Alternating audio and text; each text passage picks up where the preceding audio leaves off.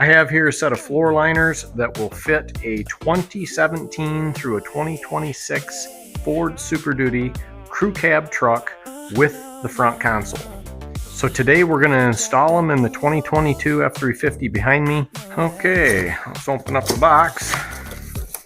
Let's see what we got here.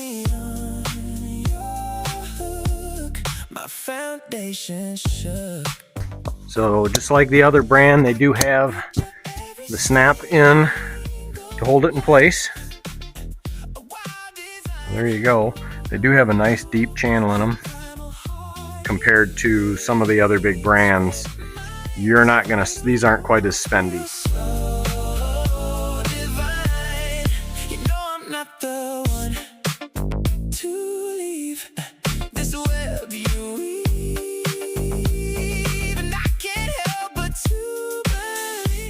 Yeah, this one's definitely made to fit the truck with the console because it's fitting right nice and tight up there. It's got a really nice seal here, a little bit actually nicer than my other mat.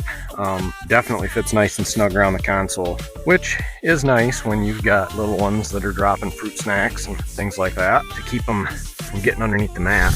So yeah.